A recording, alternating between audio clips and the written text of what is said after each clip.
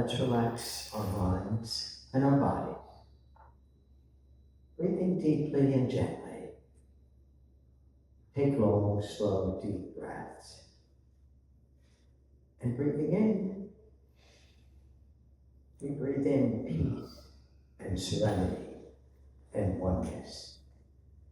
And breathing out, we exhale any negativity that we may have caught up in our bodies. And just send it down, down, deep into the earth to be neutralized by Mother Earth. Breathing in peace and breathing out tension. Do that 2 more times on your own.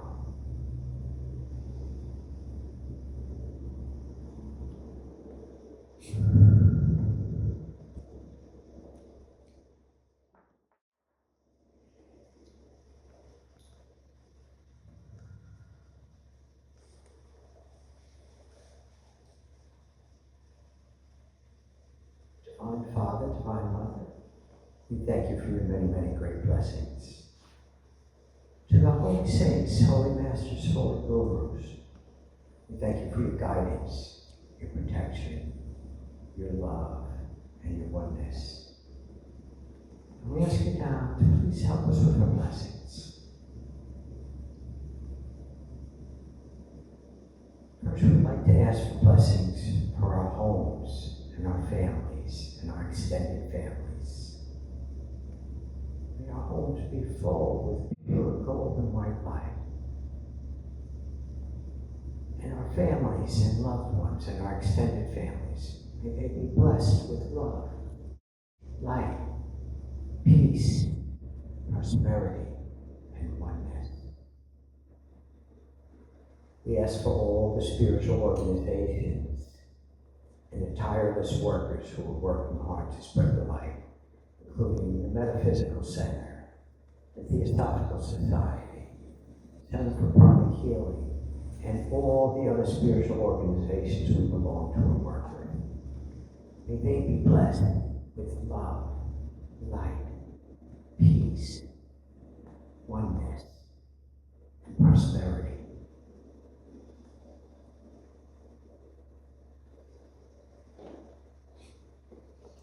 We ask for special blessings for anywhere in the world where there may be fighting going on,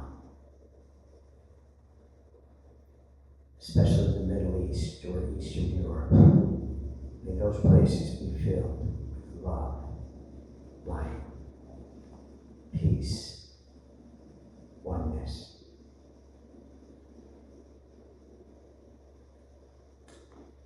If you know anyone in your family who has recently crossed over, or anyone who may be sick or suffering from an illness, take a moment now and send healing light and healing energy, blessings to that person wherever they may be.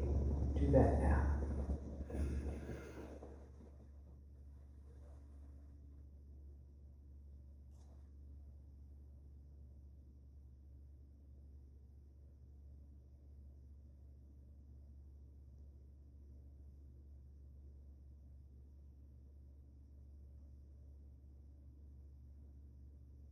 And finally, we ask for blessings from Mother Earth. May the earth be blessed with clean air, clean water, good health, and happiness. And for anyone who is suffering or may feel alone on the planet, may they know that they are not alone, and that there are people that are willing to help. And all they need to do is ask. We ask all this with thanks and in full faith. So be it. So be it. So be it. With gratitude, respect, and love, we thank you. And when you're ready, slowly bring your consciousness back to the room.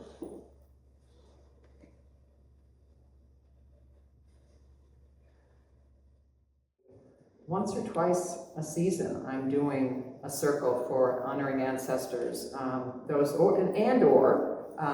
those who have passed in the last year, in any point in your life. I always, and I have him here tonight. My dad died in '96, and I always have a picture of him when I'm doing my ancestor honoring ceremonies.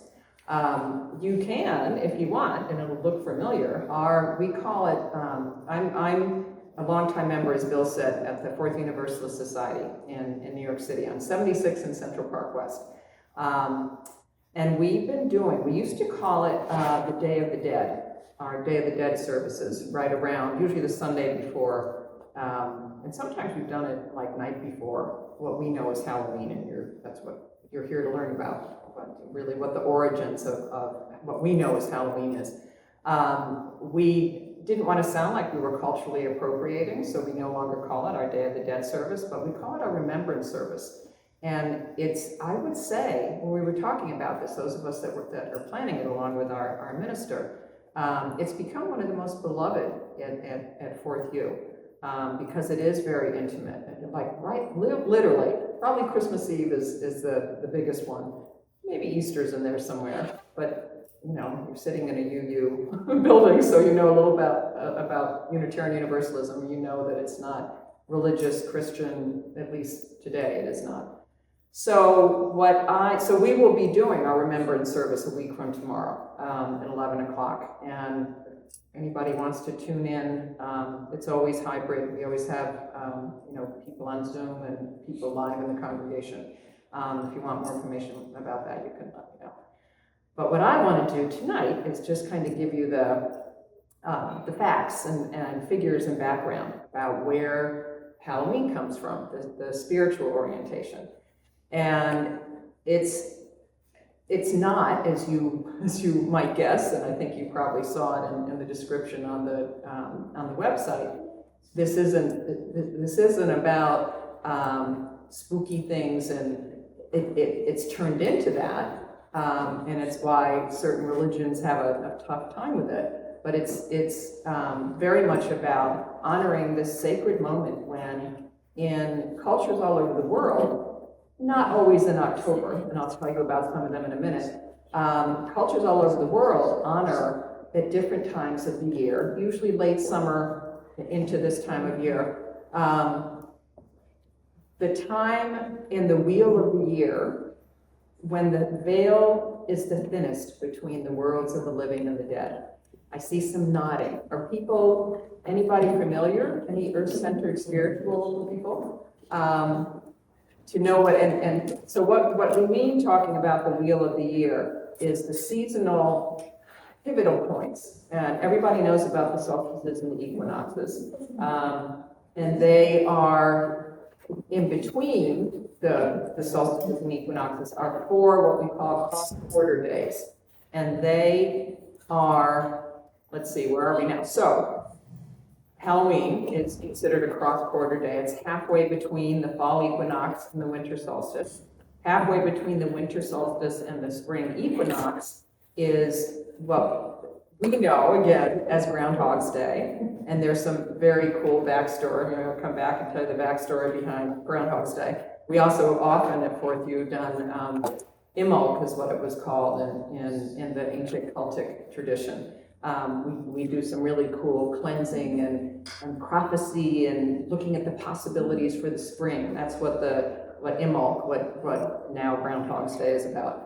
The next cross-quarter day that happens is in between, this one everybody knows about, in between the spring equinox and the summer solstice. And that's May Day, what we know is May Day.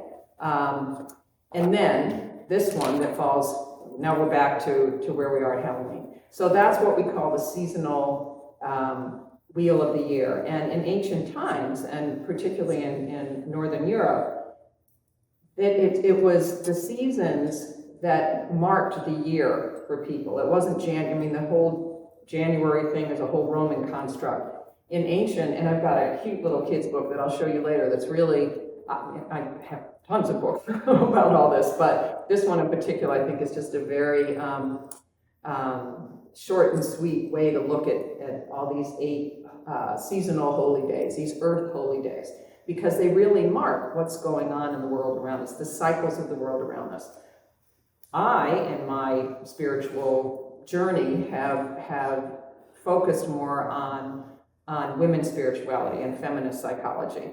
Grew up with 3 brothers. I have 2 sons. I now have 2 granddaughters, which is lovely. So I always like to say I love men, and I'm also very gynocentric in a lot of the work that I do with my people that I coach and that I create ceremonies with. So you'll hear a little bit about those of you that are more, anybody inclined to know more about the goddesses from around the world. That's also something that gets brought into all of these seasonal celebrations. So what I would love to do is just kind of give you, okay, we talked about so the sun, the equinoxes and the solstices are marked by when the sun moves into the 4 cardinal signs, if anybody knows astrology. So the summer solstice is when the sun moves into Cancer. The fall equinox is when the sun moves into Libra. Where are we? Spring equinox is when it moves into whatever is next. Aries. Thank you, Aries. And then the winter solstice is when it moves into Capricorn. So what I think is so cool, and I see this with a lot of times when I kind of weave in, when I'm doing my new moon circles, I weave in whatever seasonal celebration is going on then. And so the sun moves into Scorpio this year on October 22nd. Sometimes, it's either 21st or 22nd that these marcations, with the sun, with the new moons happening in different signs.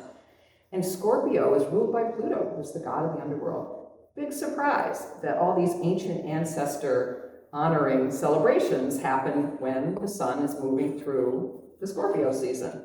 And it's a time of death, of honoring the cycles of death and rebirth, of transformation and renewal, and obviously honoring our ancestors, because it's the time when the veil is considered the thinnest. And it's a time of transitions. So I often, as a life transition coach, one of the many things that I do, and I think you'll agree with this, I always think that we all are in some transition, some life change, somewhere in our lives, usually more than one at any given time. What are some of the transitions that some of you are in the midst of? Just kind of popcorn. My mother was the Scorpio. She just died. Oh boy, that's a big one. I hope you brought her picture tonight.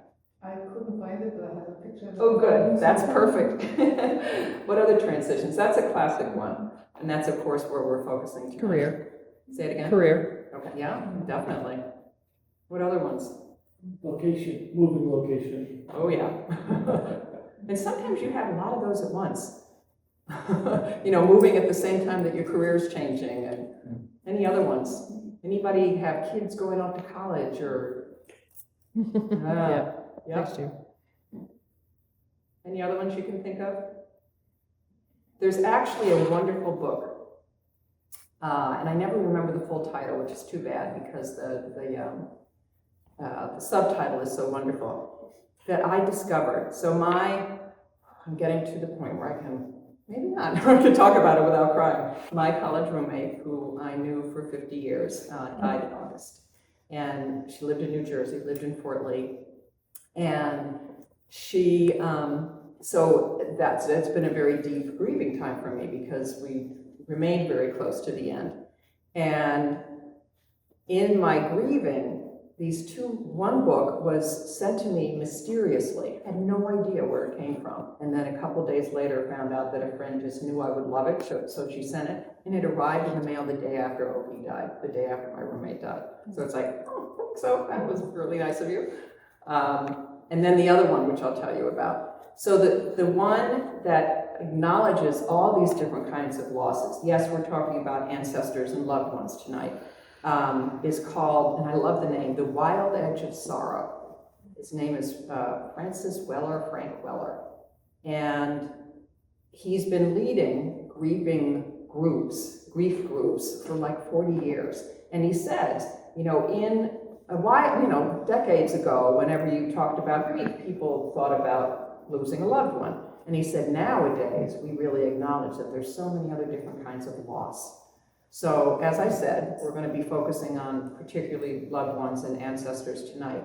But it's something to keep in mind, especially as women, and this is what always kind of fascinated me, we are cyclical creatures. And in ancient times, we cycled with the moon. When all the women bled together, they were on their moon time together, and they went into their moon lodges together.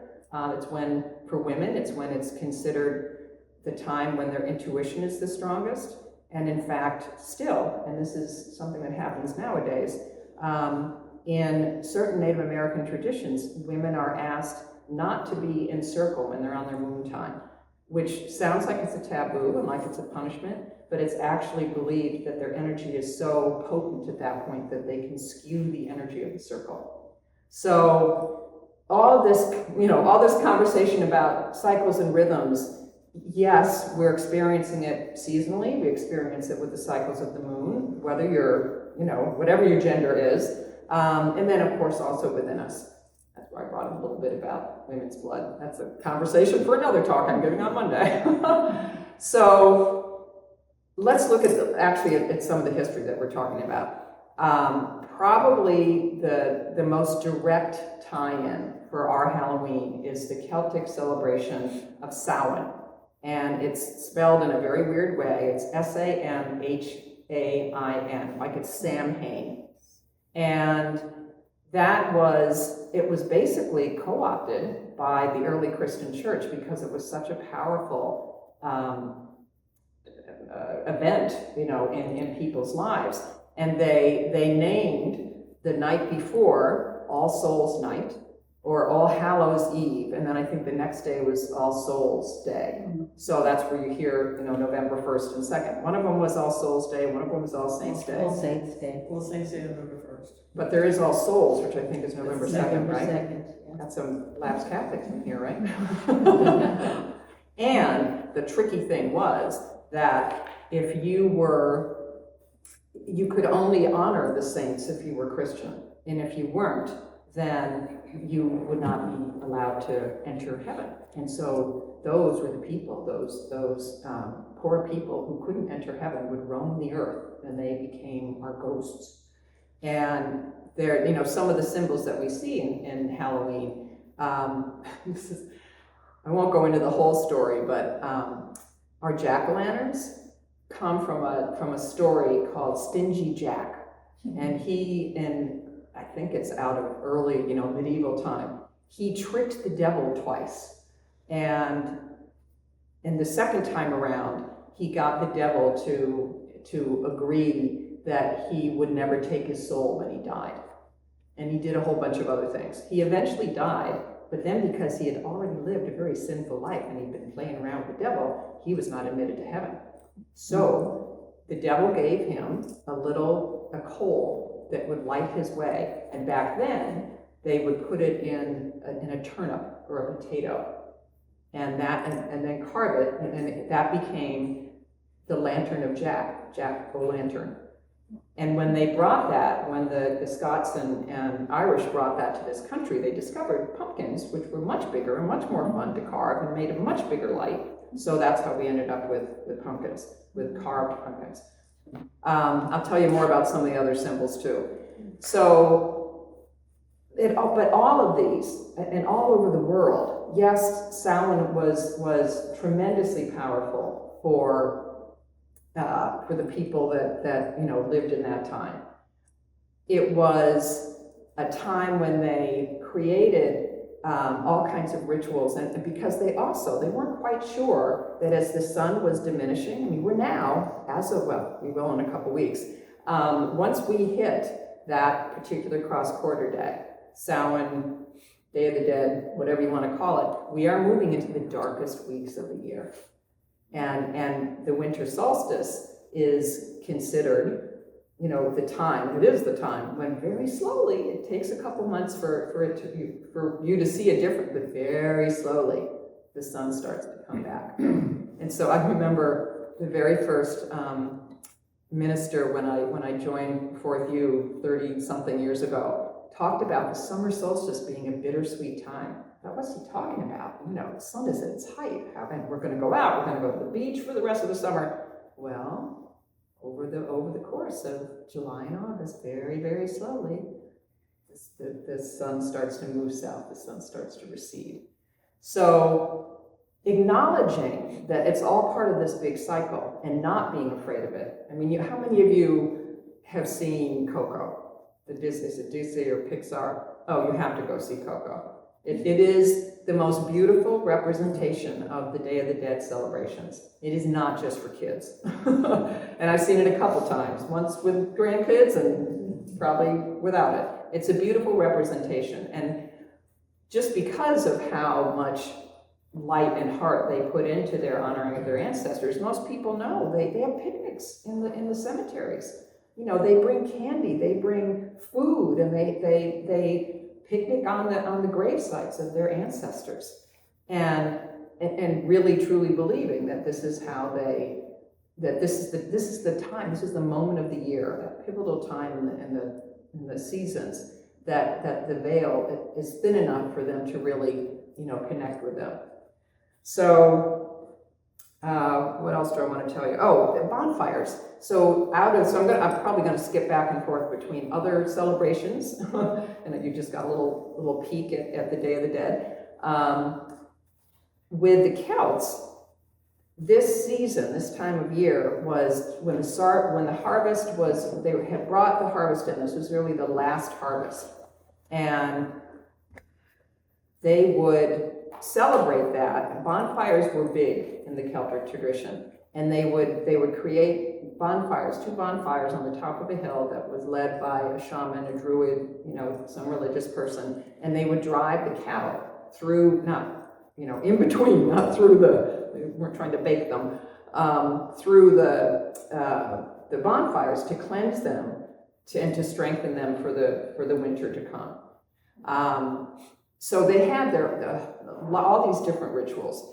They also, this was also considered the new year, and so the tribal assemblies would meet then and make the rules for the coming year. You know, understanding that this was a potent time and they could call on their ancestors to also help them make their new rules and regulations for the year.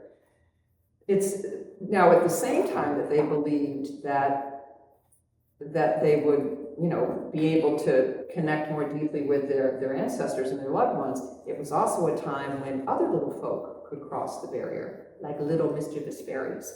And that's really what brought about, you know, the idea of putting masks on so the fairies couldn't see you and you know, try and steal things from you. And also there are a couple different ways that early on, and then a little bit later, where the whole tradition of trick-or-treating came from. And one of them was this notion with the Celts that makes me crazy that they call them the Celtics. It is not Celtics, it is Celtic.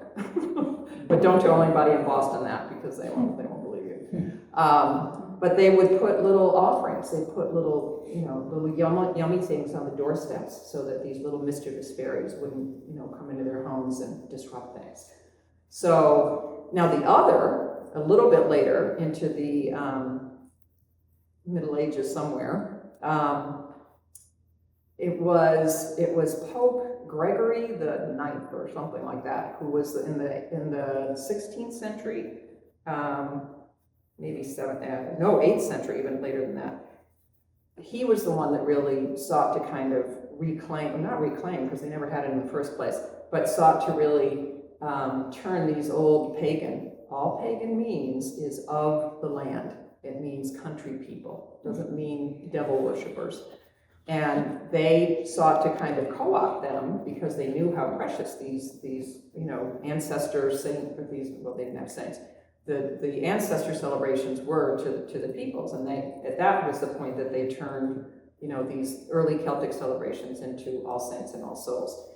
When they did All Saints and All Souls, because of this idea that there were going to be these non-Christian souls that were roaming around, they made sure that they wouldn't, again, just like the fairies, the Celts felt, it was the fairies that were going to cause mischief, and the Christian, the early Christians were afraid that these roaming souls would cause problems. So they would put little offerings to them on their doorsteps.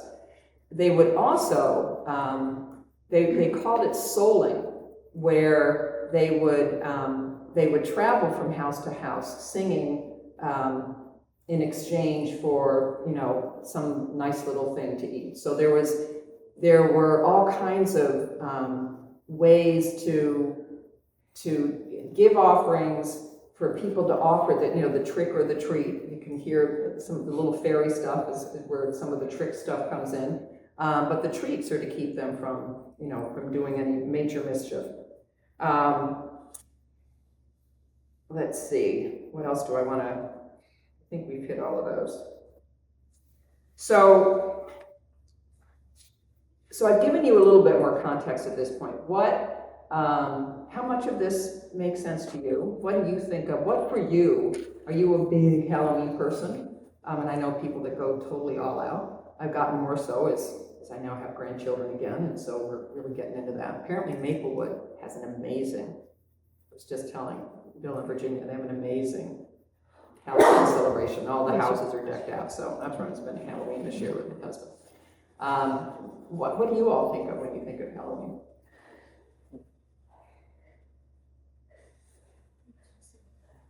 Scary stories or ghost stories. Right. I feel like it's skewed much more towards horror, I think, Right. recently. Oh, yeah. That's because of people like Stingy Jack, too, who made these, promises to the devil that ended up biting him in the butt when he couldn't get into heaven either. Where did the concept of children putting on costumes? Same thing, so that they could, they wouldn't be recognized. Same with masks and costumes. So that either the fairies, if you were in Celtic times, or after Pope Gregory did his thing, so that you wouldn't, they wouldn't recognize you and cause problems. But it's also going from house to house, the trick-or-treating part of it. That's from the mummers were also, they were either called soul cakes. People would give soul cakes to the people that would run, come around and sing songs. But they were mummers. And I've got a couple. It's funny, I totally forgot that I gave this not big, but I gave a homily at 4th U like 7 years ago and went into more detail with some of this stuff, which I'd forgotten that I even did that. Okay, so candy giving, which addresses a little bit what you're talking about, evolved from the mummers' plays, which were once performed on this day to mark the start of winter. In Cheshire, England, the players were called soulers or soul cakers because they visited each house in their village, begging for soul cakes in return for a song or a blessing. The Protestant Reformation eventually stopped this practice, and souling became, guess what? The act of giving cakes as gifts, candy, all that stuff. Okay, let me tell you about some of the ones in other places around the world. In Vietnam, they call it Wandering Souls Day, and this is one of the ones I mentioned earlier that they don't all necessarily happen this time of year. This one is one of the ones that happens late August. And families offer flowers, fresh fruit, sweet potatoes, rice cakes, and sugar cane for all the wandering souls of their ancestors who can roam just one day a year, to come back and visit their loved ones. Candles and lanterns are set to float on the river and are meant to guide the wandering souls to Nirvana. In Japan, it's Oban, which is, again, also in August, but it's a big one in Japan. I actually did one of my Inner Goddess Team videos recently, I think, about it, in mid-August. It's the Buddhist Confucian custom where people return to their ancestral family homes to visit and clean their ancestors' graves. And when the spirits of ancestors are supposed to revisit the household altars. So they clean, and there are a couple ones where they clean their household altars. It's been celebrated, Oban has been celebrated in Japan for more than 500 years. The Hungry Ghost Festival, also usually in August, is one of several festivals in China. They're big on ancestor honoring festivals. Ancestral tablets are placed on a table with burning incense, food, and offerings. They're made 3 times a day. Let's see, families want to feed the hungry ghosts who've been wandering the land since the beginning of Hungry Ghost Month and several weeks of activity. They must be very hungry. The Dahomey of West Africa invite the spirits of their ancestors to join them at a harvest festival called Setting the Table. And in Sicily, on Morti, children wake up hoping to find a toy and sweets from relatives who have gone but are not yet forgotten. The tradition serves to strengthen the family bonds, linking children to family members who have come and gone before them. And then in Cambodia, this is one that happens in October. The dead are called to supper on their Festival of the Dead, which runs for 15 days from the beginning of October to mid-October. Monks chant suttas all night long in anticipation of the gates of the underworld opening up, which they believe happens once a year. Rice or rice balls are thrown in the air as an offering for the ghosts of their ancestors who emerge. So those are some of the ones that happen literally all over the world. And then we've talked about the Day of the Dead. Some of the other symbols that we've talked about, symbols of the jack-o'-lantern bonfires. I've asked anybody that brought them if you've got them on your phone, and even if you just have them in your heart, an image of a loved one, we'll do that in our little ancestor honoring thing. Skulls and bones, I mean, where do you think that comes from? The fact that we're honoring the dead, right? Black for death and endings. There's, how many of you know about the Celtic tree spirituality? All the trees have different, I'm a big tree person. I'm a major tree person. And for them, they have trees that represent different, there's a Celtic tree oracle that's really beautiful, beautiful set of cards. If I thought about it, I would have brought it. But different trees are associated with different things. The elder, not a big surprise that the elder also refers to the elders, is associated with the crone. Now, the wise woman crone, one of the other things that when we're talking about cycles, and this comes up in women's spirituality, that there are, we have life cycles. We've talked about, that's part of what the Wheel of the Year is about, is that there are cycles all around us. For women, there are cycles within us, and then all of us go through these cycles throughout our lifetime. And in women's spirituality, they talk about 4 life stages. I call them the femme types. Maiden, mother, Amazon queen, and wise woman crone.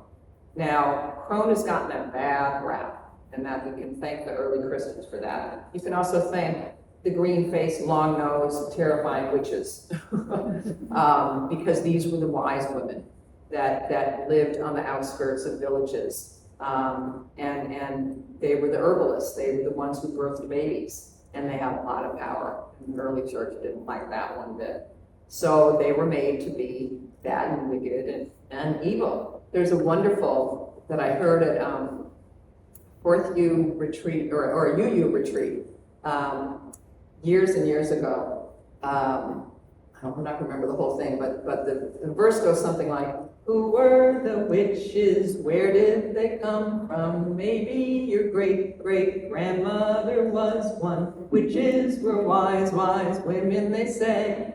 And there's a little witch in every woman today." And there's some other, wish I could remember it all. But it talks about, they made wonderful potions to heal people and to take away pain. And yet that term witch has been humanized. One of my dearest friends is an extraordinary. I asked her to send me one of her poems today. Her website, she's been known for a long time as Poetry Witch. She's actually a very well-known poet, which I didn't know. If anybody's heard of Annie Finch, I'm not from the poetry world, but apparently she's a big deal. Who knows? But I asked her to send me a Samhain ancestor poem she had, and I'll read that for you a little bit too. So this time of year, again, connecting the cycles yet again with, the cycles of in this case, our life cycles with the cycles of the year. This time of year is when we're coming to the, to our elderhood. The maiden, what season do you think the maiden is most connected with? Spring. Mother is Summer? summer. Cocoon, everything blooming and nurturing, right? And the one that in earlier times of learning about feminist psychology, women's spirituality, it was maiden, mother, and crone. And I was taught, and I'm really glad I was, that's a long span of time between the mother archetype and the crone, the wise woman crone archetype. And increasingly, what's been kind of inserted in there is this archetype of the Amazon queen, or the Amazon or the queen. There's lots of different names for it. I like the Amazon queen. And that's that really kind of feisty time, well, I was going to say when you're done, if you haven't had children, you can still be an Amazon queen. And if you haven't had children, you can still be embodying the nurturing aspects of the mother archetype. So it's all, that's what an archetype is. It represents different symbols of who we are. So this is the crone time. There's also a wonderful chant that we do in women's circles that acknowledges all these crones from around the world at this time. Let's see if I can remember this. So one of the, and probably the ancient Greeks, they had Pluto and the god of the underworld, but Hecate was kind of the queen of the underworld, and she was the goddess of the crossroads. So when you had to make a decision, or she stood with the three-headed dog. If you've ever seen images of her, but she was considered a crone goddess, and her celebration is in November sometime. I never remember. I want to say November 16th. I don't have it here. And then, so Hecate, a Caradwen, you'll see when I set up our altar for our little ritual. Caradwen was a very powerful crone goddess in the Celtic tradition. Hela, what we know, and it's where Hel comes from. She, in the Scandinavian tradition, was this also really honored this time of year. And Kali Ma, Mother Kali, who in the Hindu tradition she was the loving mother, but she was also the destroyer. She took care of her children by chopping people's heads off. So she's kind of you have to be careful when you invoke Kali. That's a story for another time, talking about all these goddesses. But there's a very beautiful, powerful one that we have often done in these ancestor honoring, eldering circles, which goes, Hecate, Caradwen, dark mothers let us in. Let's see. Hela, Kalima, let us be reborn. So it acknowledges the dark mothers, the dark of the moon. They run all their cycle. That's connected with, the dark of the moon. The new moon is connected with the winter solstice, darkest time of the year, darkest time of the lunar phases. So you see how all this magical, cyclical stuff all fits together. So what I would love to do, I know. I think we talked about most of the other symbols, and if you've got questions about any other symbols that you know about, definitely ask me. I want to make sure I've hit all these things that I wanted to. But the cauldron, and so you'll see the image that I have of Caradwen is her over her transformative cauldron. It's the elixir of life. And the cauldron is one of the first articles I ever wrote, I think, when I started studying this stuff 30 years ago. back in Egyptian times, the cauldron, this big thing, was considered this sacred thing. They would carry it through villages, and it was meant to be this place that represented, or this, Carradin's cauldron had the elixir of immortality in it, but cauldrons as a symbol, again, a very feminine symbol because they represent the container, the womb. And when you think about, again, how the cauldron has been kind of bastardized, demonized as being, what is it? What's the Troy? What was the beginning of that? The witches. Double, right. Yeah, double, right. So all of this has been very carefully dismantled by various patriarchal cultures over the many years. And so by honoring these cycles, we get rid of that kind of black and white, good and bad, the dark is bad, symbolism that's been, and ways that we have, and think about how that gets expanded symbolically into the rest of the world too. So, what I would love for you all to do, I think we'll take a break. Well, at first, any questions? I want to make sure with all my talking that this made sense. Any questions, any thoughts? Could you speak to the colors, orange and black being dominant? Well, black is associated with death. It's funny, orange, I always think of maroon, but orange is more, I think the pumpkin association.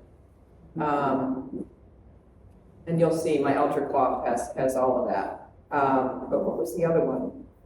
Oh, orange, the symbolism of colors is a big thing too. Like blue is authority. That's why, police officers wear blue, costume, blue uniforms. And orange is a color of vitality. So it really talks about the vitality or the life that lives within death. That's part of it too. Yellow is another color like that. What about orange as the sacral center of the chakras? Right. Well, I think that is true too. And wasn't a Celtic thing, but that probably came out of, I'll bet that's something that they, if you look at some of the colors in some of the Hindu celebrations, or the Far Eastern celebrations, that I was talking about, like in Vietnam and Cambodia and some of their celebrations. They're more in the orange chakra, in the chakra symbolism. But yeah, that's a good point. I have a question. Yeah. So if you want to communicate with your dead ancestors, what if their souls have already reincarnated and they're in a different life? That's such a great question, Virginia. I don't know all the answers, but I had exactly that question. I went through quite a journey, and still am, after Oki died, after my roommate died. And it happened, she died on a Wednesday. And I got this book that I told you about, The Wild Edge of Sorrow. And the next morning, I had my bi-weekly call with two very dear friends. We've known each other. We went through coach training together 30 years ago. We went through PQ training, and we talk every other week. And they're just, wise women. They're both older than me. One's 80, one's 83. I turned 70 this year. Yay, that's very exciting. And I had one of our scheduled calls the next morning. And they were just the people that were right for me to talk to, because I was in my deepest numb grief place at that point. And then the next day, and I'm getting, this is where your question comes in, because I was puzzling over that, because I do believe in reincarnation. I do believe that our souls have a journey. The next day, I had a call scheduled with another dear friend. We've been 15 years in a women's group, the Spirit Shifters, and we take turns co-facilitating each month. And she and I were co-facilitating the following week, so we were getting together to, talk about what we wanted our theme to be. And, I'm still in this very numbed out place. But she is, for years, she's done simultaneously. She was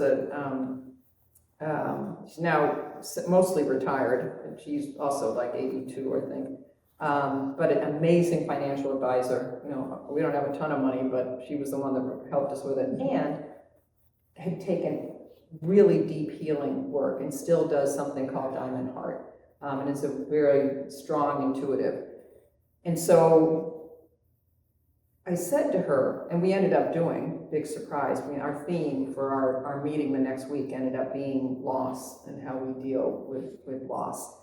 And so we had that conversation. I said, so if I believe in reincarnation, then what happens to that soul? Am I, if Oki or anybody, my father, he died almost 30 years ago? Yeah, almost 30 years ago. The way that she described it, and I'd love to hear from the rest of you too, because I'm no authority on this, made so much sense to me. She said, and this is if you've ever read any of Robert, what's his name? Monroe's, or Brian Weiss, Many Lives, Many Masters, right? That our soul lives on. Our soul is always there. And in fact, these two friends, when I had the conversation with them, I said something like,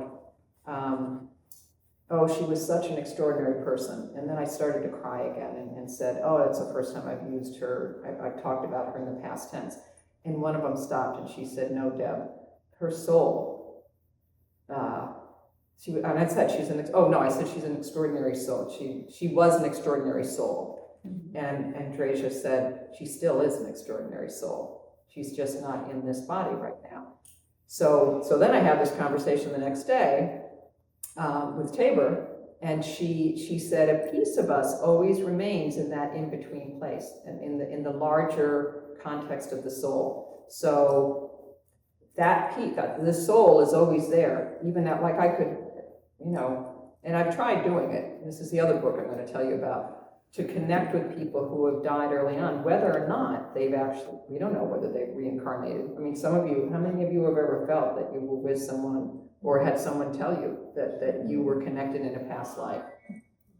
Yeah. And it's so great to talk to a group like this. People are going to raise their hands when I say they're not going to look at me like I'm totally crazy. And to be able to, not only in the moment, because in the conversation that I had with Tabor, the second wonderful conversation after Oki died, I said, I just really miss her. And she said, well, why don't you talk to her? And I said, I should talk to Peter. So my husband is an intuitive healer, and he has had many extraordinary experiences talking to people who passed on and, intuiting what they're saying. I said, I'll talk to Peter. He's done that before. And she got quiet from him. She said, no, Oki wants to hear directly from you. I said, okay, what the hell? I can't do it wrong because I don't know what I'm doing. And I went and sat under one of my trees, and I transcribed it as I went, and had this amazing conversation. I'd ask her a question, and I read it to one of our dear mutual friends in our college class, and we were both crying. She said, oh my God, it sounds so much like her. And there was even a point in this conversation with Oki, where are you now? She said, I'm not quite sure. I'm not quite sure where I'm headed, but I'm not in pain, and I'm sorry to leave you suddenly. I know you all expected me to be around longer. I mean, it was, and then at some point in this conversation, and then I would stop her for a minute, and I would dictate it so that I could keep track of what I was asking, what she was answering. At some point I said, even if this is completely a figment of my imagination, I can't tell you how comforting this is. And I hear her say, well, I am not a figment of your imagination. And even if it was, there was just something, and I did it 2 or 3 times in the couple weeks after she died. The other book which has prompted me to do this, to reach out to my father. And I've got a nephew who died 4 years ago at the age of 21. That's another tough one. To reach out and make contact, whatever that looks like, even if it's in my imagination, even if I'm making it up. Because, winding back to your question too, Virginia, because believe me, I'm working on this too. The piece of their soul is always there for us, knowing us and who we were to them in that lifetime. And the other book that you all would love, and maybe some of you have read it, was actually in my too big pile of books to read. And then I saw a friend at the beginning of the summer who was reading it, and I thought, oh, that looks great, I should do it again. And then someone else told me, oh, this is such a great book. And it's called, oh my God, Signs.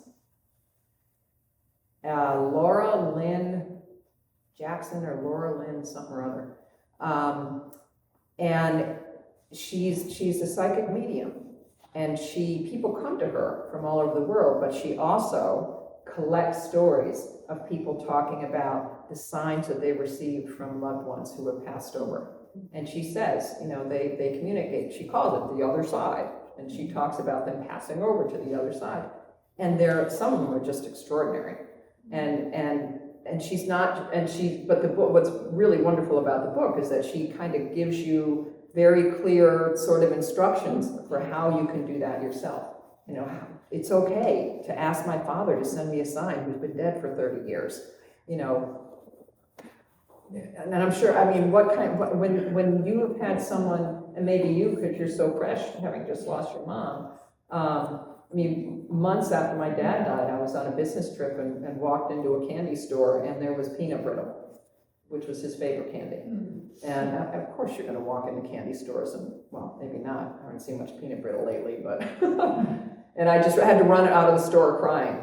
But how many other people have felt like you saw signs from someone that you loved on the other side? I also smelled a cigar smell or something. I was driving to a friend of mine who's, it was her birthday at that time, shortly before she died. She died of cancer, but her father was obviously there in the car with his cigar smell. And I mentioned it to her. She said, yeah, he smoked cigars, and I wanted to say I'm here, and wishing her a happy birthday as well. But I also had like an encounter in Japan where I was married to a Japanese for 7 years, and the first time I was there a couple of times before I married in the house of my ex-husband's family, and nothing happened. But the first night I was there after my marriage, I was a foreigner, of course, everyone else was always just Japanese. This monster figure showed up in one of the ancestors showed up in his samurai. They were all high-ranking samurais, so he showed up in his samurai outfit and wanted to scare the hell out of me. So I came from the United States at that time, so I was still under time difference and things, 14 hours, but it was clearly opening the door, by the sliding door, and standing there trying to scare me. So I screamed, the whole family heard it, and the next day the parents suggested I should also worship them, go to pray at the family altar every day. That's how every day they put the first food on the altar. Right. And we will also pray and put incense, perhaps 3 times, put the incense and ask them for accepting you, right? And so they accepted me. Well, and that's an ongoing ancestor honoring, isn't it? Yeah. Not just this time of year. We've been talking about this time of year, right? There's so many cultures. We're so bad about that in the Western world, honoring, that nobody wants to talk about it. I've had great conversations with my 95-year-old mom. She's still alive in Mystic, Connecticut, lives on her own, and has, all of her kids are around, so we keep track of her, and she's got friends that take her places that she needs to go. She's been, I said, Mom, we got to come up with some good signs. And she talks, thank God she talks about it, without pretending that it's not going to happen. At 95, course it's gonna happen. So, There's also a book called Hello from Heaven, ooh, and the last name is Bauman, I believe. I forget the first name. And it tells you about all these cool things that happen to people when loved ones pass. And they do send very physical signs. yeah. I have a friend who is part of my metaphysics class. She just died at 88, and we were very close. And she wasn't able to eat much. She was dying of cancer, and she loved my rice pudding. And she lived nearby, so I'd be bringing her over rice pudding frequently. And we talked about death, and she was a little bit afraid because it is, you don't know how you'll react. It's the unknown. Because it's the unknown. And I told her the story of how my mother died, and that seemed to comfort her. It's like going to sleep. Every night we leave our body. It's no different than going to sleep, but you wake up in a different world, and you don't come back here. Right. But the hello from heaven thing, well, anyway, getting back to the rice pudding, I wasn't with her the last couple of days before she died. Other things interfered, but she went peacefully, and I heard about, she was attended and all that. Well, I have a rack on one of my screens in the kitchen, and it's, you put Christmas cards or birthday cards, and I just left it up, and I have it stacked with all kinds of cards that, I just didn't want to get rid of, and I need to go through and get rid of stuff. One day I'm walking through, and on the floor there's a card, and it was a postcard. So I picked it up. I said, how did the heck did this fall down? Anyway, I picked it up, and it was from her. She had sent me some kind of card, and in it she put this postcard. And on the inside, it said, "Thank you for the rice pudding. Love, Francis." So I said, okay, you're welcome. Yeah, right. And things like that do happen. I had a friend whose son committed suicide accidentally, and she was grief-stricken. And she told me one time she was clean, and she was a neatnik freak. Everything was in perfect order. There were not like my house where there are cards stacked up, on a wall. She said she was dusting her bedroom dresser, and all of a sudden, she found this card in the drawer. She said, how the heck did this card get here? And the card was a Mother's Day card. And she opened it, and it was around Mother's Day. And it was from the son who had died. Oh, and my she's God. not the kind of person who's sticking cards in a drawer. So weird things like that Yes. can happen. They also control electricity Right. and songs. Right. Yeah. I mean, I think it's being open to it and asking, and just like they talk about with guardian angels, you have to make a specific request, even if you've never connected with your guardian angels. They don't just sit around plopping things in your lap. Make specific requests. And from what I'm understanding, who knows? We'll know when we get to the other side exactly how it all works. That, similar thing with our ancestors and loved ones. So I want to watch our time because I know we want to take a break. I will leave you maybe, let's see. I'll leave you with one of these. Maybe I'll read for you, Annie, my friend Annie Finch, to get you primed for when we come back. I'm going to set up our little altar, and then I'd love us to, it is one of the upsides of not having 30 people like I did a year ago, that we all may be able to share instead of just doing little twofers, but very succinctly. It's always a request when we're doing Sacred Circle. We'll come back and very much focus on how we can call in, and you can take these ideas and take them further when it's really All Souls Day or Halloween, when we're actually on the specific cross-quarter day. But here's the poem. In the season leaves should love, since it gives them leave to move through the wind towards the ground they were watching while they hung. Legend says there is a seam stitching darkness like a name. Now when dying grasses veil earth from the sky in one last pale wave, as autumn dies to bring winter back, and then the spring, We who die ourselves can peel back another kind of veil that hangs among us like thick smoke. Tonight at last, I feel it shake. I feel the nights stretching away, thousands long behind the days till they reach the darkness where all of me is ancestor.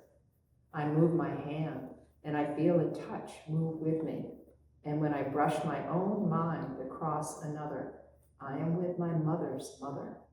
Sure as footsteps in my waiting self, I find her, and she brings arms that carry answers for me. Intimate, awaiting bounty, carry me. She leaves this trail through a shudder of the veil, and leaves, like ember where she stays, a gift for her perpetual gaze. So you'll notice that I'm sitting, and I will tell you why. This was all part of what I learned when I was getting my very cool master's, which was a master's in psychology, specializing in feminist psychology and women's spirituality. And my master's thesis was weaving a path to wholeness through women's ritual in the 4 elements, because I thought I was the first one in the world to discover that fire, water, air, and earth are woven through every esoteric tradition, and Native American circles, indigenous circles around the world. Astrology has the 4 elements, palmistry has the 4 elements, tarot. And so all that is woven in. What I've done for us tonight is I've created, first time I created on a table. Usually we're like sitting on the floor with an altar in the middle of us, but I thought it might be nice for all of us not to have to maneuver. And part of what I did when I was doing all this research way back then is really look at it's pretty obvious what the symbolism, what the message of the circle is. And it's that we are all on the same plane. We're not hierarchical. I'm not standing up and talking at you. Our breath meets in the center.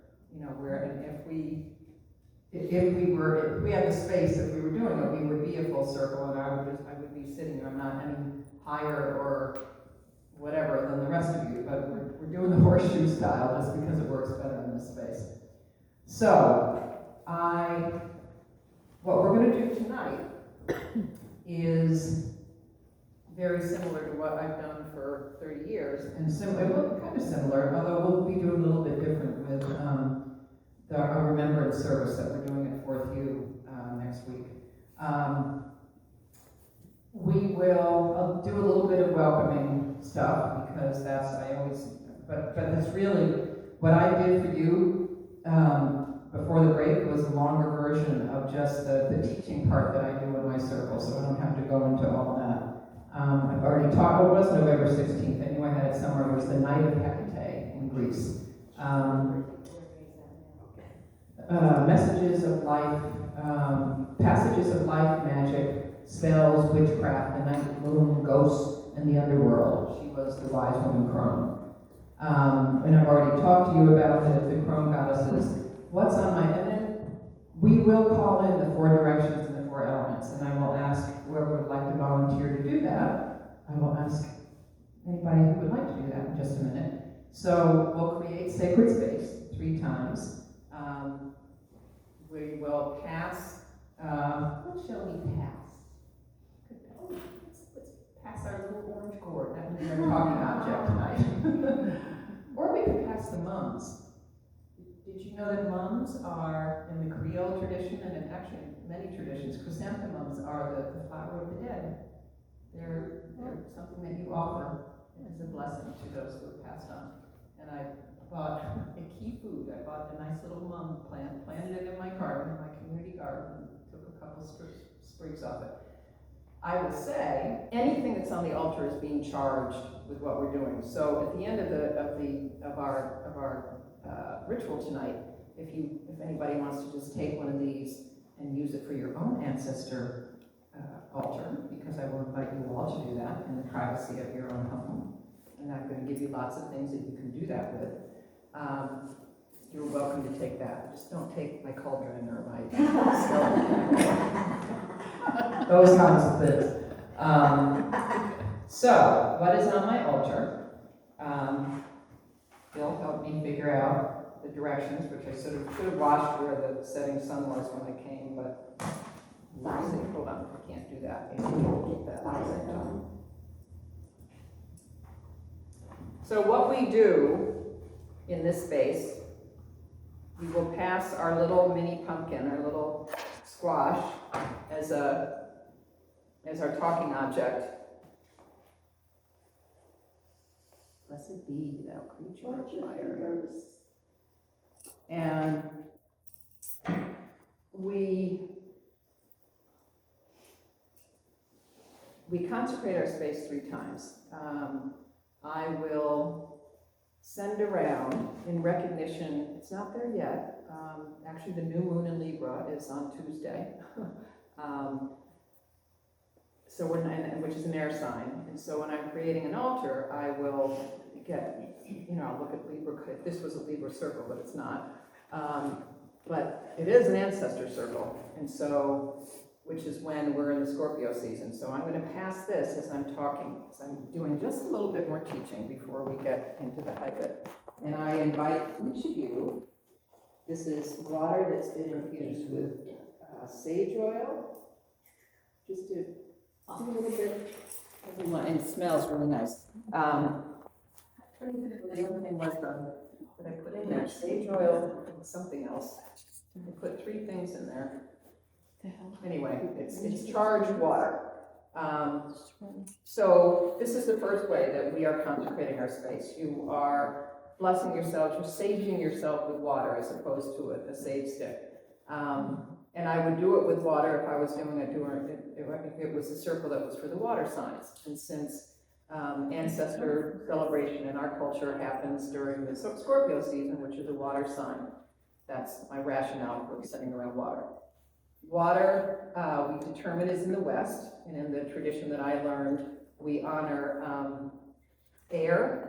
Here's my own, I have several little cauldrons. This is my little cauldron here that has a little, I don't know if you've ever seen that, but those of you that have done ritual, it's a, whoop, there it goes. It's a little charcoal tap. And so you can put, actually, the incense that I use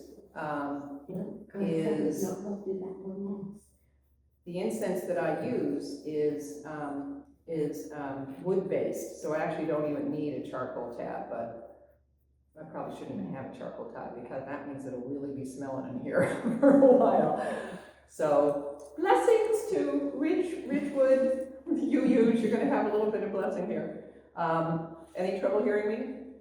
I tend to walk with both hands, so holding this mic is kind of weird. Plus, I don't think I've ever done a ritual holding a mic. You sound good. Yeah. And then I will ask you all to go around, which is why I love it when we're all in a circle, the concentric circles thing we thought we would do if we had a lot of people, but we'll just have to remember we have 3 people back there. And I'll ask you to name yourselves. Naming ourselves is an act of creation. Go to the next row. Naming yourself is an act of creation. And so you are bringing yourself into our sacred space by naming yourselves. And then the third way that we'll consecrate our sacred space is by calling in the directions, the 4 directions and the 4 elements. And then we will move into a meditation, and then what I call the work of the ritual, which will be your experience with your ancestors, which, like I said, we'll do a kind of a mini version here, but I really encourage you to do this closer to Samhain, closer to Halloween, so that we're really, so that you're really getting that veil between the worlds, thinnest veil between the worlds time, when you do it on your own. Plus, this can be, when I do this in my women's circles, we also, for you, if you ever get a chance to see it, it's this beautiful cathedral. It is architecturally a cathedral. And we would sit in a circle, and because it's so big, and we usually would have anywhere from 8 to 15 women. And during the ancestor honoring part, people would just go off into the far reaches and create their own little ancestor altars. And we won't go into that length of time tonight, but I want you to get a flavor of it so that you can do it on your own in your own private space. And then we'll move a little bit, either movement or singing are ways that we raise energy around the work that we do in a circle. And then we'll ground the energy and then we'll open our circle. So, on my altar, I've already experienced the water in the west, but this is a Samhain incense. Again, I don't remember what I put in that one. This one I've had for a long time. The water I just created. I got all kinds of waters and incense in my little ritual closet at home. The south is where we honor the element of fire. So I have this, I choose to put a tea light in it because I just love my skull and I don't want it to burn down, so I have to get another one because I've used this same skull for probably at least 25 years, so it's imbued with, all of some of these things I've had forever. Here's my carrageen that I mentioned to you. You're all going to get a better chance to come up and see these because you're going to be taking things here. This is carrageen and her, she's the Celtic goddess. She with her cauldron. And then I have all kinds of other little Day of the Dead things from Mexico. A little Day of the Dead skeleton.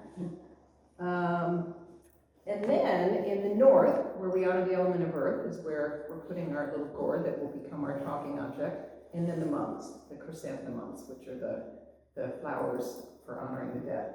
So, my invitation, just out of default. Sometimes, well, if we were in a real circle, I'd say, who would like to start? And then we'll go from there, but it's a little tricky with the CU configuration we have. So have a seat. And then I'm gonna ask you all not to just do this do we have time to do this super quickly? If we had more people, I was just gonna have you turn to each other and talk about, say, in a very specific way, your ancestral lineage. I am so-and-so, daughter of so-and-so, daughter of, I am Deborah, daughter of Julia, daughter of Ruth, daughter of Julia. I can go as far back as my great-grandmother. And if you don't know that lineage, for women it can be your maternal lineage, your your mother lineage. And for men it can be your mother or your father lineage. But it's a way to declare your lineage in your ancestral stream. I've done 2 sacred medicine journeys in the last year, which is a whole other major experience. In one of them, I haven't talked about this much publicly, although I'm going to be writing about it in my newsletter this month. I was reconnected with my abuela ancestors. And that's a whole other story. I have no Spanish or Mexican background, but I've now talked to several spiritual teachers and Latina folks because I didn't want to sound like I'm being disrespectful talking about the abuelas. But it was explained to me that you have your blood ancestors, which is what I've asked you to do, but we also can have soul ancestors from past lives. And that apparently is where these abuela ancestors who are now, they're always with me. It's kind of cool. So, however you're drawn to do, I would invite you to do, and maybe just in the interest of time, maybe just go count off, and each of you turn, see we have exactly an even number, and just turn to each other and say to each other what your ancestral lineage is. And we'll use that. And as you're doing it, we're imbuing this gourd. So you can pass it, just keep passing it. And it will take you 30 seconds for each of you to do, if that, for each of you to do your ancestral lineage. So begin. Unless you think you can do it quickly, in which case we can all hear each other's.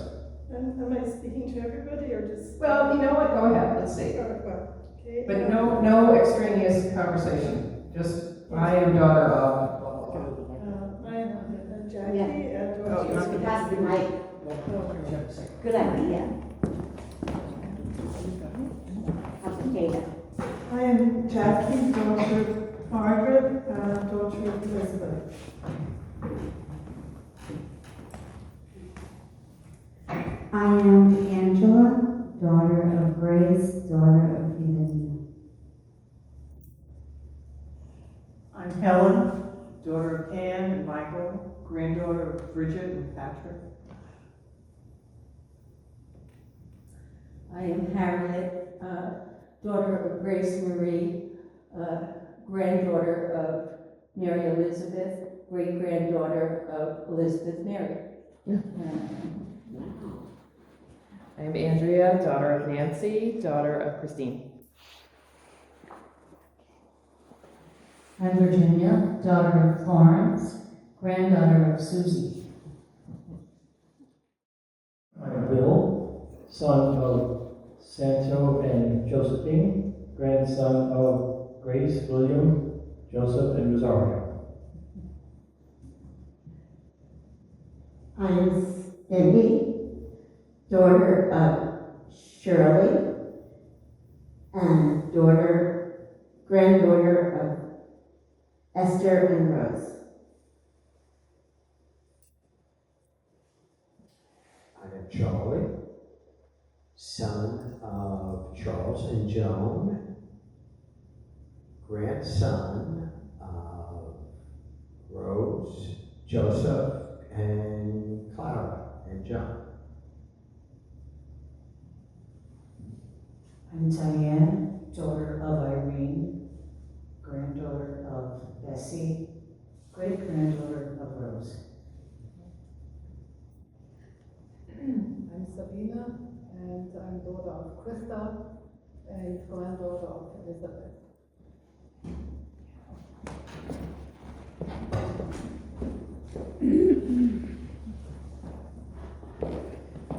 I'm Laura, daughter of Sarah, daughter of Marcus. I'm Mary, daughter of Mary and Michael, and granddaughter of Mary and John. And I don't know the other names.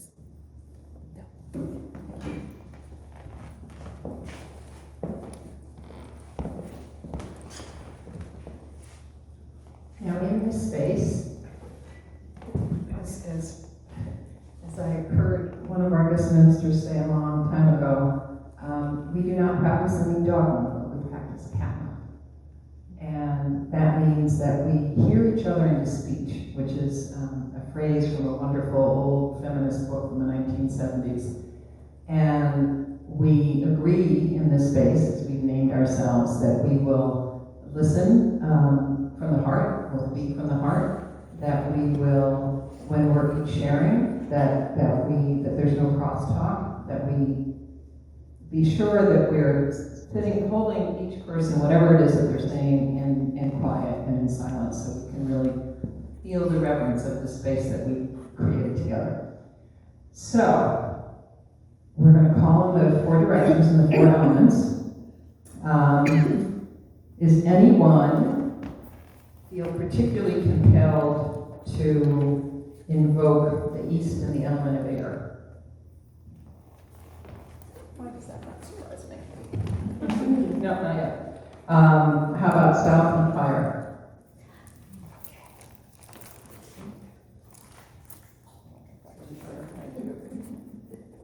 West is water.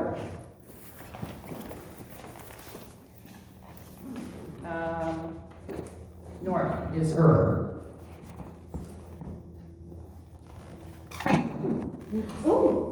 And I will do center, I'll do the ancestors. Let's all stand up, and we will start with the east, and then we will move to the south, and then the west, and then the north.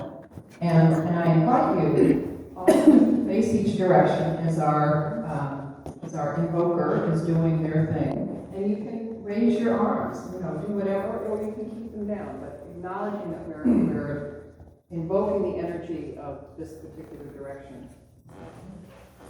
Spirits of the East, of dawn and awakening, we welcome your clear winds of wisdom. We honor the breath of our ancestors, the thoughts, dreams, and visions they pass to us. Sweep through this space and open our minds to fresh understanding and sacred remembrance.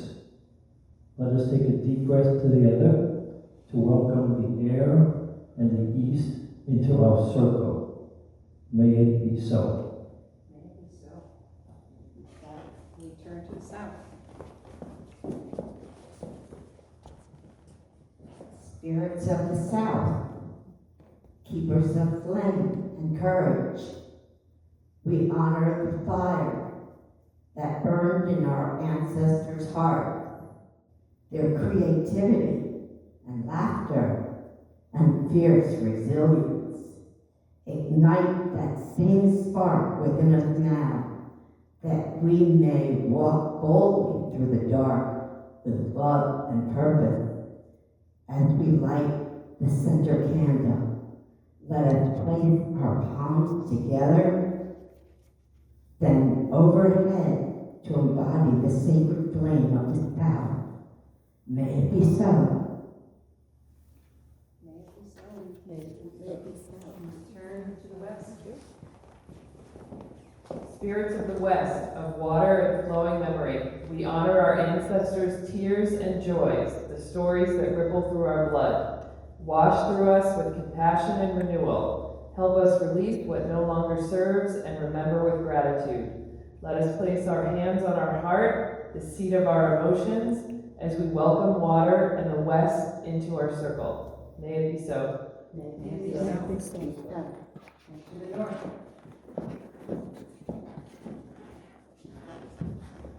Spirits of the north, of stone and soil, we honor the bones of our ancestors, resting in your ancient embrace. Ground us in their strength and quiet wisdom. May we walk this earth in reverence, rooted in the love that endures through time. Let us touch the ground as we honor the north and our connection to the earth mother. May it be so. May it be so. We turn to the center, where we honor spirit, where our breath meets. Beloved ancestors, known and unknown, we welcome you into this sacred space. Stand beside us with gentleness and grace. May our hearts be open, our roots deep, and our lives a living offering in your honor. May it be so. May it be so. And we have to figure out a way to. By the power of our intention and the actions of our hearts, we have in this time, in this space, created a sacred space to honor our stories and our silence, our laughter and our tears, our deep understandings and our whimsical, mysterious awakenings. A place where we can bring in our ancestors, known and unknown, but who know us and are with us always. We call in those powerful crone goddesses who walk the earth on the night of the thinnest veil. Hecate, Caradwen, Kali, Ella, be with us now as we honor the space that we have created in our place in our own ancestor lineages. Blessed be. Blessed be.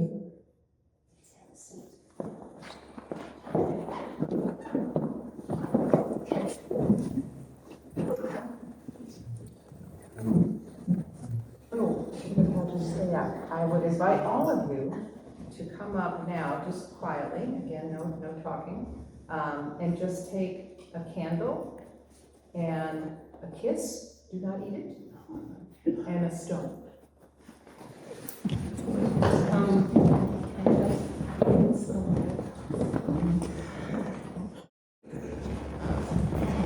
And I will say as you're doing that, so the stone represents our connection to the earth.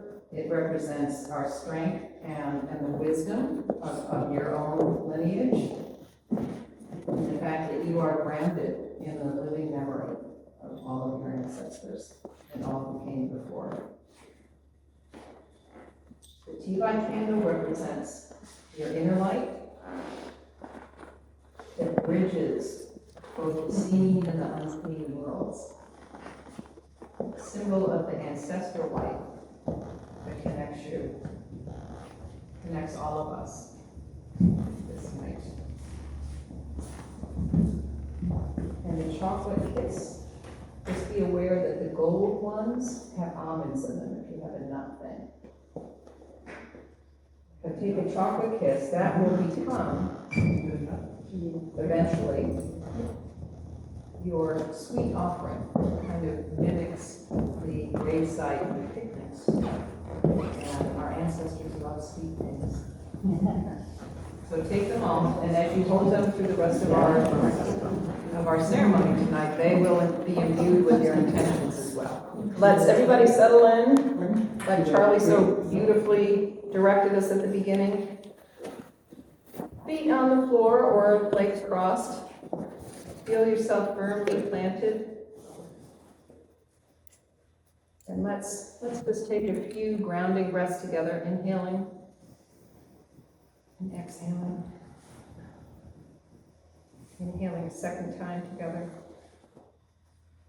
And exhaling. Inhaling a third time. Syncing our breath, syncing our energy with each other here in this sacred space. And exhaling. And continuing to breathe, of course. And holding on to your little symbols that will be imbued with your intentions as we go on this journey to connect with your ancestors. As you sink deeper into your inner space, imagine yourself walking through an autumn forest with all the colors of the season, marveling at the beauty and the warmth that you feel even in these autumn days. And as you make your way through this autumn woods, you see a circle ahead. You see the light from a circle. As you draw closer to them through the trees, you see, even if you can't see their faces, you know in your heart, in your soul, that these are your ancestors, known and unknown, maybe eons before your present knowing.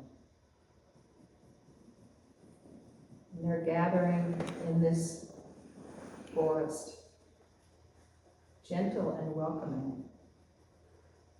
welcoming you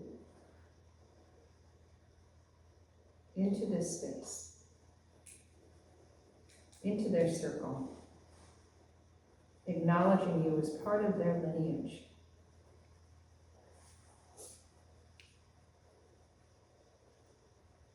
And as you enter the circle, becoming one with them, feeling so accepted, feeling your deep connection to them,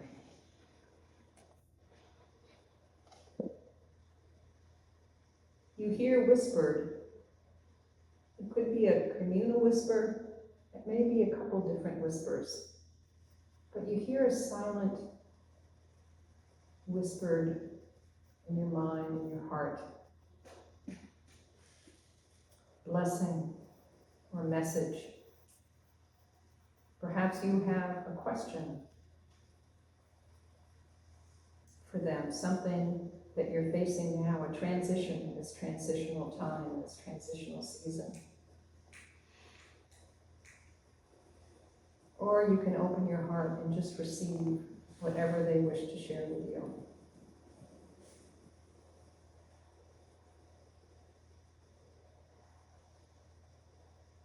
And take a moment to listen.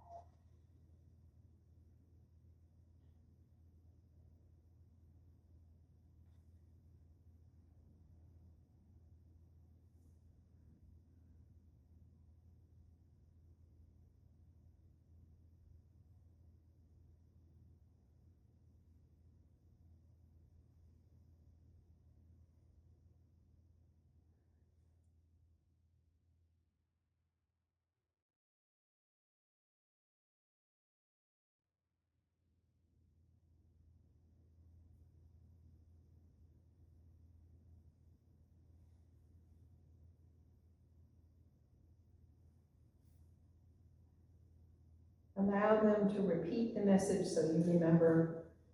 But in a moment, you'll be able to transcribe it as well.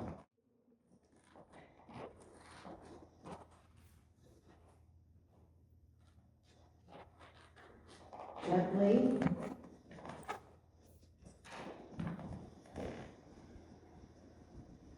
Turn to the circle of ancestors once again, thanking them for their loving presence, for their message, for their blessing. Holding it deeply in your mind, in your heart, in your being. And allow yourself to gently leave their circle, to make your way back through the forest. And know that their love for you connects you always. And as you come slowly back, I did notice in the beginning that some of you had journals, but if you do not, I don't have pens for everyone, so those of you that have pens, you can take them out. But if you would like to, I have some questions for you. And this can be different every time you request the presence of your ancestors. Different ones may come through, may have come through. I have 3 pens here.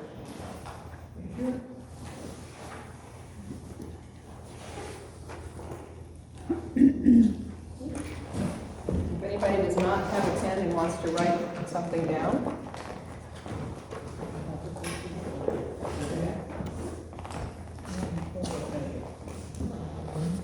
you can share them too, I guess. And so, anything you want to remember from that encounter? What were the ancestors or ancestor that came through for you tonight? And if no one did, that's okay. I'm giving you the bones of this so that you can do this on your own too. And if someone did come through, or maybe you weren't even aware who it was, what message did they have for you? What message did you hear?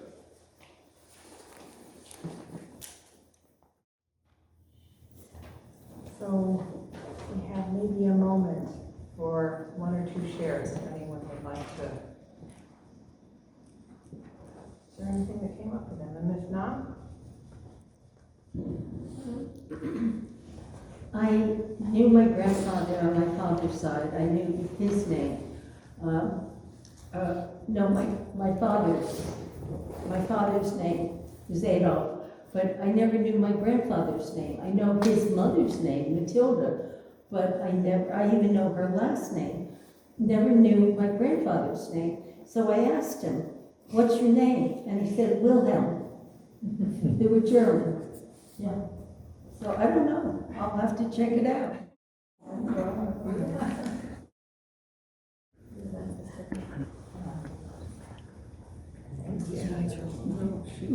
I heard, I'm paraphrasing because I felt the message, didn't hear these exact words.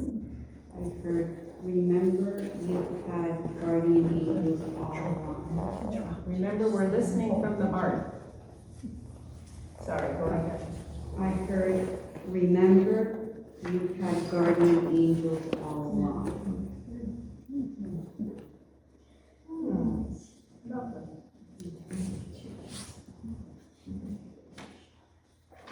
You know, I always have a box of Kleenexes for this. I didn't bring one.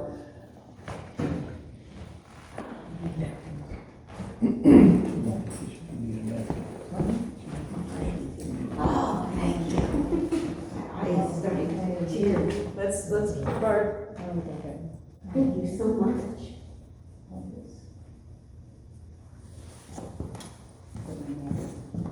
My grandma was telling me cut my chocolate. Did you hear what Virginia said? Grandmother's telling her to cut her chocolate habit. Yeah, they have a sense of humor. So I invite you, as I said, every time we do this, I forgot to tell you, if you do have pictures of your loved ones that you brought, to put them on the altar. So quick, do it now, if you did bring any pictures. Well, yeah. So it gets them viewed, with what we're doing here tonight. And if you've got it on a phone, you can put your phone on the altar. My dad is there. I usually bring him when I'm doing, our remembrance service, but I think this year, I will bring my roommate and my nephew to our other one next week.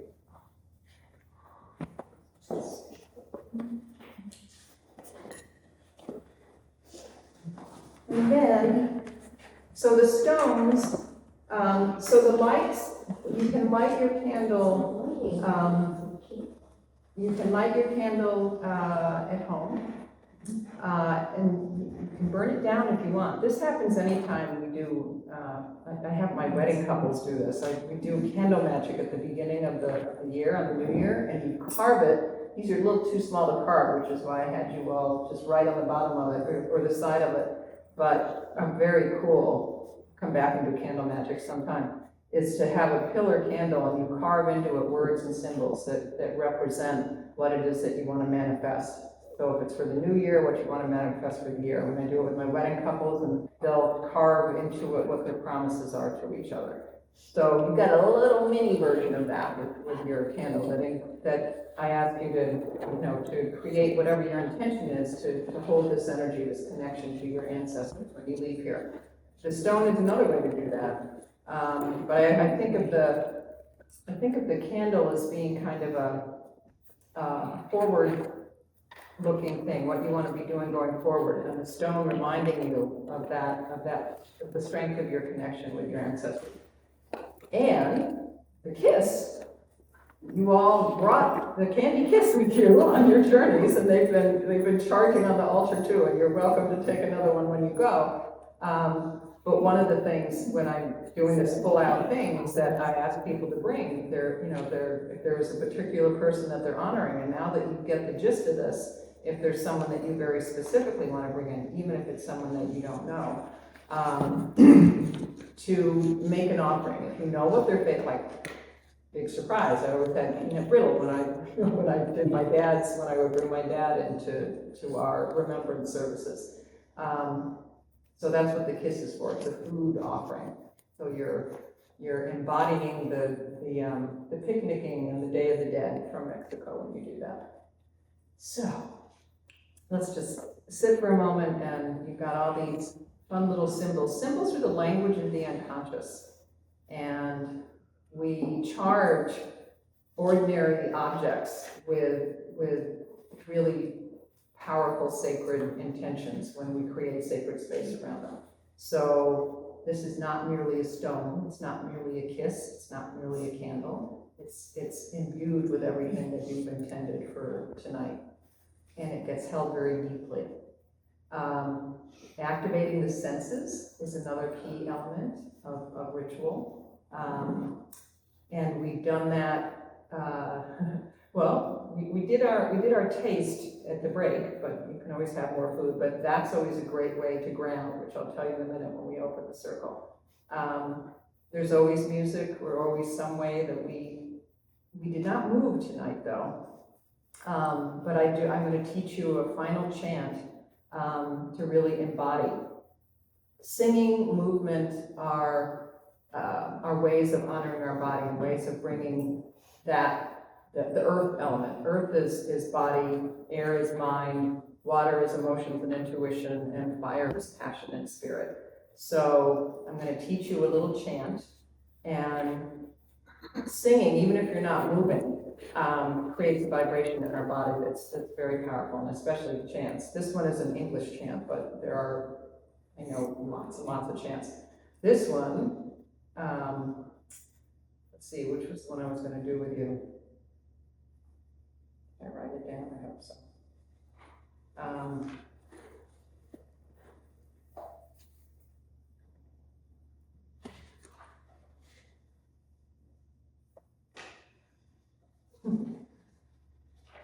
It's a very simple one, which is why I don't pass out the words, but I'm now in this place where I'm not in my brain.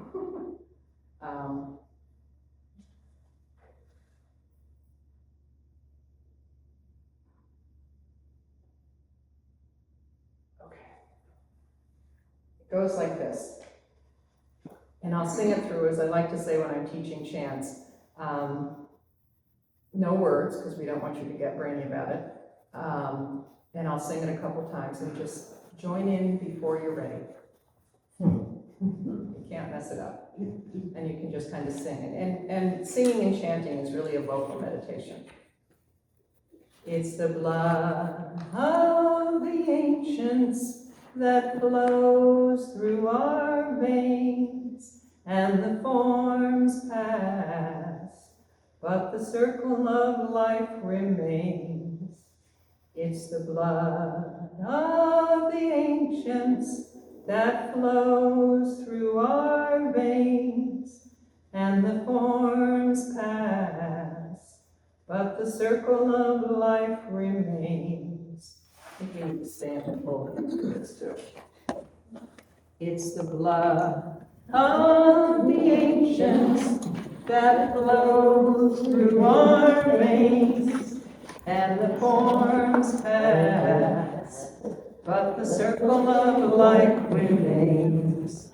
It's the blood of the ancients that flows through our veins, and the forms pass, but the circle of life remains.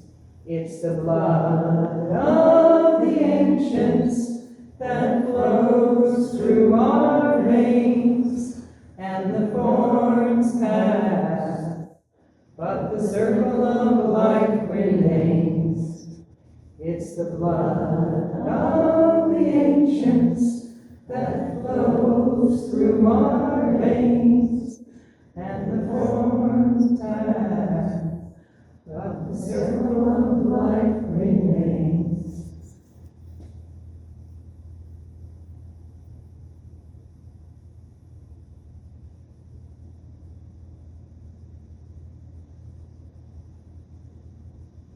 As we stand in our sacred circle, we feel the presence of our ancestors in this space on this night, and know that they are just a whisper away whenever we need to call on them.